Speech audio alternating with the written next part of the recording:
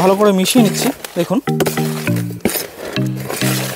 2 চামচ মতো নিয়ে নিচ্ছি অ্যাপসম সল্ট। এই যে আছে দেখুন zinc sulphate, magnesium sulphate, sulphur, copper sulphate, calcium. তো এই যে অক্টোবর শেষ হতে চললো, এই অক্টোবর মাস কিন্তু সাইট্রাস অর্থাৎ লেবু গাছের জন্য কিন্তু ভীষণ ভীষণ ভাইটাল। এই সময় এসে আপনি যেমন পরিচর্যা করবেন ঠিক তেমন কিন্তু ফল পাবেন আগামী সিজনে আপনার গাছে। তো আপনি যদি এই সময় সঠিক পরিচর্যা করতে পারেন তাহলে কিন্তু গাছে আপনি অধিক ফল পেতে পারেন। আমাদের অনেক সময় লক্ষ্য করতে পারি যে আমাদের লেবু গাছে সঠিক সময় ফুল আসে না, ফুল এলেও সেই ফুলগুলো ড্রপ করে, অথবা সেই ফুল থেকে ফলে পরিণত হলে সেই ফলগুলো ঝরে যায়। এই সমস্যা কিন্তু শুরু হয় আগে থেকেই, কারণ অনেক সময় আমরা গাছকে যখন ফুল আসে বা ফ্রুট সেট হচ্ছে তখন আমরা গাছে যত্ন নিই বা খাবার প্রয়োগ করি, কিন্তু সেটা যদি আমরা আগে থেকেই শুরু করতে পারি তাহলে কিন্তু এই সমস্যা আমরা কিন্তু 50% আগে থেকেই সমাধান করতে পারি। এই সমস্যা সমাধানের জন্য আমাদের কিন্তু এখন একটা বিশেষ মিশ্র খাবার গাছে প্রয়োগ করতে হবে। এই মিশ্র খাবারটা কিন্তু হার্ড খাবার প্রয়োগ করতে হবে। তাহলে চলুন আমরা এই ভিডিও থেকে দেখে নেব অক্টোবর মাসে আমরা লেবু গাছে কী ধরনের মিশ্র খাবার প্রয়োগ করব। তাহলে চলুন ভিডিওটি শুরু করা যাক। আপনারা দেখছেন এসডি গ্রিন ওয়ার্ল্ড।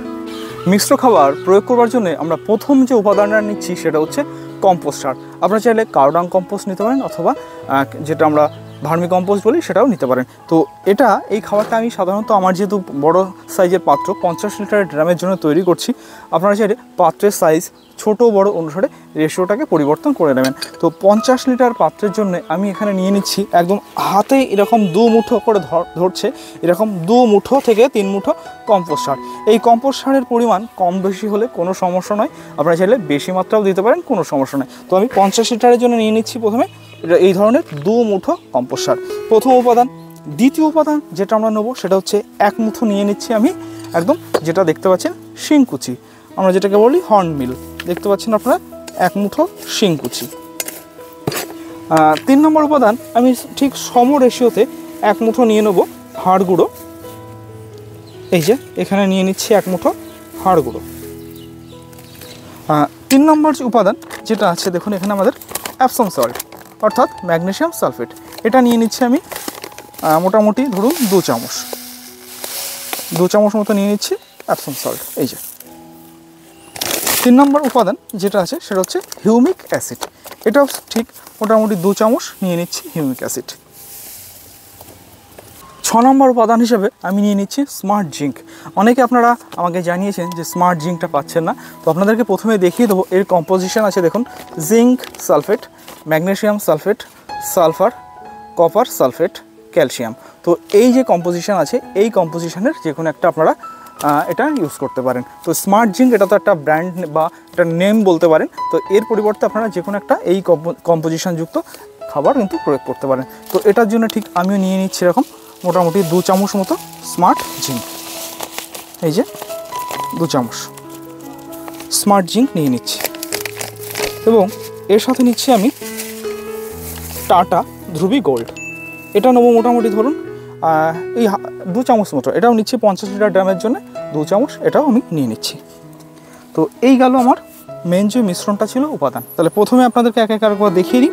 প্রথমে আছে কম্পোস্ট সার, তারপর আছে হিউমিক অ্যাসিড, তারপর আছে অ্যাপসম সল্ট, হাড় গুঁড়ো, শিংকুচি, স্মার্ট জিঙ্ক এবং টাটা ধ্রুবী গোল্ড। তো এই উপাদানটাকে আমরা ভালোভাবে প্রথমে মিশিয়ে নেব। সমগ্র খাবারটাকে ভালো করে মিশিয়ে নিচ্ছি। দেখুন সমস্ত খাবারটাকে একটু ভালো করে মিশিয়ে নেবেন।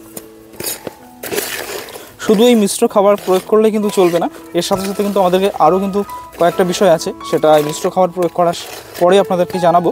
তাহলে চলুন মিশ্র খাবারটাকে আমরা গাছে আগে প্রয়োগ করে নিই। মিশ্র খাবার প্রয়োগ করার আগে অবশ্যই আমরা সকলেই জানি গাছের গোড়াটাকে একটুখানি খুঁচিয়ে নিতে হবে মাটিটাকে।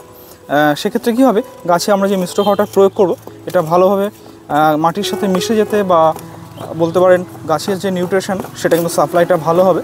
মাটি যত ঝুরঝুরে থাকবে তত কিন্তু গাছের পক্ষে মঙ্গল। তো আমরা হালকা করে এটাকে খুঁচিয়ে নিচ্ছি। এরপর আমরা যে মিশ্র খাবারটা তৈরি করলাম এটা গাছে দিয়ে দেবো।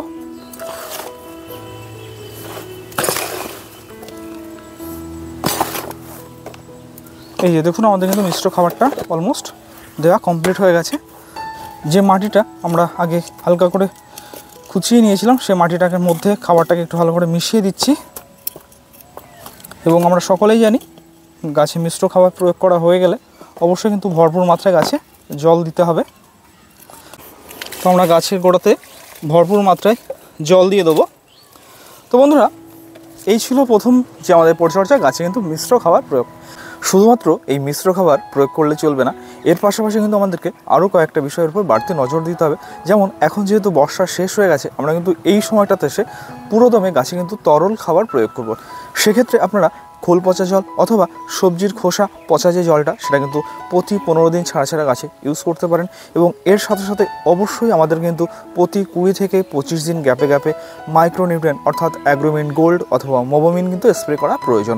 এবং এর সাথে সাথে আরেকটা বিষয় লক্ষ্য রাখবেন, আমাদের কিন্তু এখন যেহেতু গাছ কিন্তু ফুল গ্রোথের মধ্যে আছে, দেখুন গাছে কিন্তু অলরেডি কচি পাতা বেরিয়ে এসছে। এখানে দেখতে পাচ্ছেন এই সময়টাতে কি হয় দেখুন, একদম ক্লোজলি দেখাতে বলবো, কচি পাতার উপর লার্ভার ডিম দেখতে পাচ্ছেন। এই লার্ভার ডিম কিন্তু গাছের পাতার রসটা খেয়ে নেয়, ফলে একদিকে যেমন গাছের গ্রোথের বিঘ্ন ঘটে, অপরদিকে পাতার শেপগুলো বিশ্রী আকৃতি ধারণ করে। এই ধরনের কচি পাতা বেরিয়ে এলে অবশ্যই আমাদের কিন্তু একটা পেস্টিসাইড ইউজ করতে হবে। সেক্ষেত্রে আপনারা চাইলে হামলা ইউজ করতে পারেন, কনফিডার ইউজ করতে পারেন, কাকা ইউজ করতে পারেন। তো অবশ্যই কিন্তু এটা একটু লক্ষ্য রাখবেন, গাছ যেহেতু এখন ফুল গ্রোথের মধ্যে আছে, কচি পাতা বেরিয়ে এলে অবশ্যই কিন্তু পেস্টিসাইড ইউজ করা চাই।